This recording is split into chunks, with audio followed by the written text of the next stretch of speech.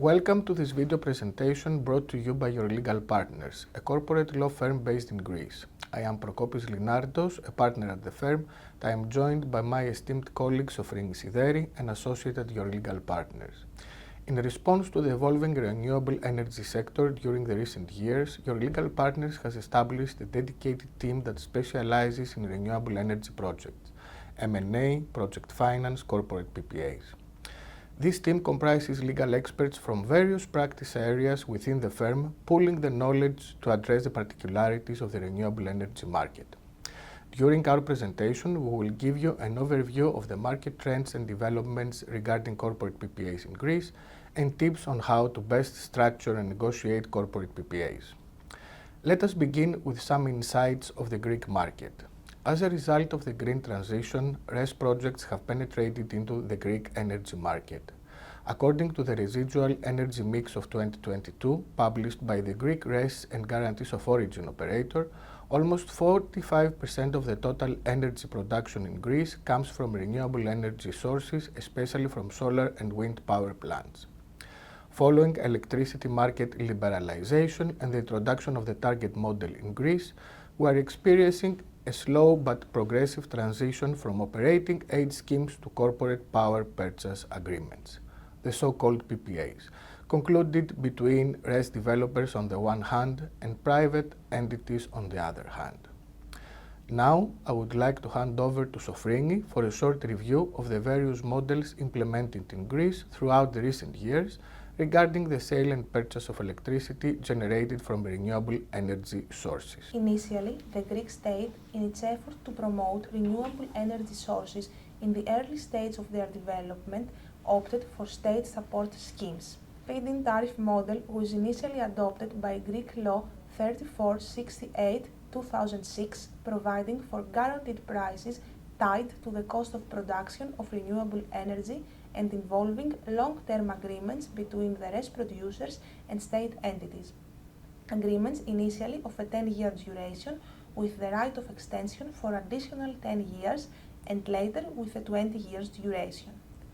The long-term PPAs and guaranteed prices sheltered RES producers from the risks inherent in renewable energy production, encouraging further research, development and investment in innovative technologies. However, the feed-in tariff model entailed a high financial cost for the state, which was ultimately passed on to the end consumers. This, in combination with the Greek debt crisis, led to the New Deal in the year 2014, where the Greek state unilaterally reduced the contracted guaranteed prices. Moving forward in the year 2016, a new support scheme has been adopted, the feed-in premium model, in line with the main principles of the guidelines 2014-2022 of the European Commission on the provision of operating aid by state authorities in the fields of environment and energy. RES producers are obliged to participate in the electricity wholesale market and sell the electricity generated at market price, while the state pays a premium calculated on a monthly basis if the market price achieved is lower than a reference price. The reference price was at first determined by law, and after the 1st of January of the year 2017 through bids submitted by the RES developers in competitive auctions held by the Regulatory Authority for Energy, and RES developers entered into feed-in premium PPAs of a 20-year duration with a competent state authority. The introduction of the target model, the reduction of the reference prices granted to the RES producers through the competitive auctions, the fluctuations of the market prices and technological progress, innovative technology, storage systems, etc., which led to the gradual reduction of the RES development cost, opened the route for the development of the corporate PPAs market. Corporate PPAs are usually long-term agreements of 10 to 20 years term concluded between RES producers and off-takers, i.e., utility companies, electricity suppliers, aggregators, industries, or major consumers for the sale and purchase of the electricity generated by renewable energy sources and the transfer of the guarantees of origin. Corporate PPAs are not regulated by law and their terms are freely negotiated and agreed between the parties. Corporate PPAs ensure long-term predictable cash flows for the RES producers, and by entering into corporate PPAs, RES producers aim to cover investment costs and secure a reasonable profitability, thus rendering the project bankable. Greek state has adopted some fragmentary, in our opinion, measures which encourage the conclusion of corporate PPAs. In particular, first, pursuant to the Grid Connection Terms Priority Scheme entered into force in late 2022, RES producers entering into a corporate PPA with non-domestic end consumers, directly or through electricity suppliers, are granted with grid connection terms in priority, provided that such PPAs cover at least 80% of the electricity generated and have a duration of at least 8 years. Second, in March 2024, a legislative amendment came into force, granting absolute grid connection priority to RES projects supplying electricity to farmers and heavy industrial consumers. Third, RES producers may elect to suspend the feed-in premium PPAs executed until the end of 2023 for a period of 2 years starting from the issuance of the respective operation license and enter into equal term corporate PPAs. Finally, RES producers may elect to terminate the feed-in tariff agreements provided that they enter into corporate PPAs. In order to better understand the allocation of risks between the parties, Sofrini will walk us through the basic types of PPAs. Physical PPAs versus virtual or financial PPAs. In a physical PPA, the generator delivers and the buyer receives the power physically in the same network, although not necessarily at the same point. A third-party energy trading firm is usually involved in order to physically transfer the purchased power on behalf of the producer through the network to the consumption side of the buyer. On the contrary, virtual PPAs are financial contracts by virtue of which the generator delivers the energy produced in its power plant to the network and is paid a variable spot price. The difference between the variable wholesale market price and the price agreed in the PPA is settled between the generator and the buyer, that meaning that in case that the variable market price exceeds the agreed price in the PPA, the generator pays the positive difference to the buyer, whereas in case the market price is below the agreed contractual price, the buyer pays the generator the difference. The parties may agree on either a ceiling or a floor wholesale market price to be taken into account for the determination of the variable spot price. Virtual PPAs act as financial hedge agreements against fluctuations in market prices and represent the most common type of PPAs in the Greek and European market. Fixed volume PPAs versus variable volume PPAs.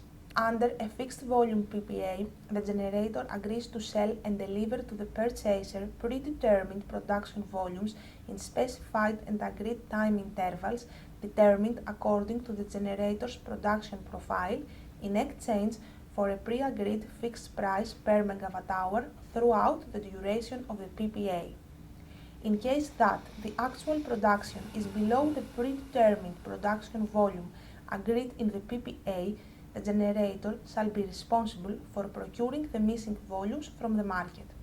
On the contrary, under a variable volume PPA, the buyer undertakes to purchase all or a significant percentage of the electricity volume actually produced at a pre-agreed fixed price, irrespective of the level of actual production, that meaning that there is no target production volume contractually imposed on the generator. Now, we are going to elaborate on the corporate PPA's basic terms and the relevant allocation of the respective risks. Prokopi? Signing a corporate PPA can reduce financial risks for buyers and sellers alike, but renewable energy projects have their own complex risk profile. No corporate PPA can eliminate all these possible risks, and large parts of a PPA focus on who bears which risks. Such allocation of risks is also crucial for the bankability of the renewable energy projects, and lenders play a pivotal role in such allocation. The basic terms and main risks identified in a corporate PPA and the way developers, off-takers and lenders deal with them are summarized as follows. Development risk. This is the risk that the renewable power plant is not constructed or commissioned within the deadline contractually agreed or at all. Off-takers want to shift all related risk to the developers as they do not want to be locked into a PPA where the renewable power plant is not commissioned within a reasonable period of time. On the other hand, developers focus on ensuring that any hard date agreed includes an appropriate buffer and will extend in case of delays not attributable to the developers, such as force majeure events, delays in the licensing procedure, delays in the construction of the grid connection works by the operator or third parties, and other. Lenders want to ensure that there is a limited risk for the PPA to be terminated before the commissioning of the project. If penalties are imposed on the developer in case of delayed commissioning under the PPA, developers and lenders wish to ensure that such penalties are passed through to third parties liable for such delay, for example equipment suppliers, BOP contractors, etc., and or a cap is agreed. Tenor risk. This risk is associated with the pricing approach. The developer or off-taker can be locked into costs which can be above or below market price. The risk increases with the length of contract. Developers will consider the market price forecasts in order to decide the PPA term.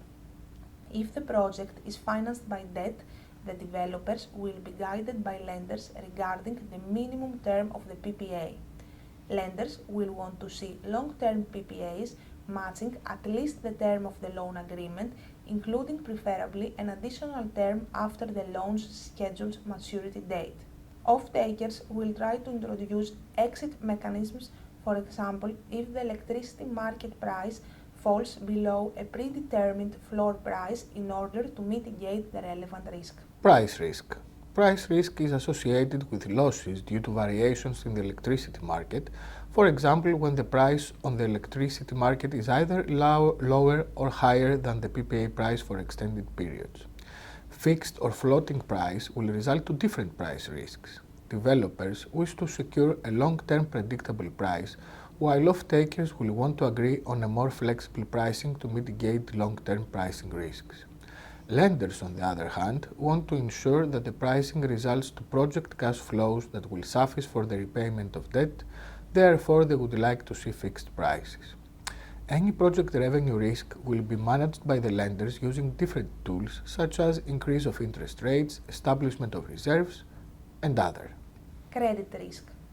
The off-taker's creditworthiness is of utmost importance for the developer and the lenders, as the viability of the project and the repayment of debt depend on the ability of the off-taker to pay in time the agreed price. Developers and lenders, in order to mitigate such risk, will require credit support to be provided by the off-taker, letters of credit, parent company guarantees, while off-takers will often resist such requirements. Performance risk. This risk refers to whether a renewable power plant performs as expected and agreed. For example, if it achieves a minimum agreed level of operational availability. Off-takers will want to ensure that the renewable power plant performs in such a way that it will cover their needs and introduce exit mechanisms in case of projects underperformance, while developers resist to provide performance guarantees, and when they do, they want to ensure that such guarantees are achievable, aggregated over time, and remedy rights are agreed.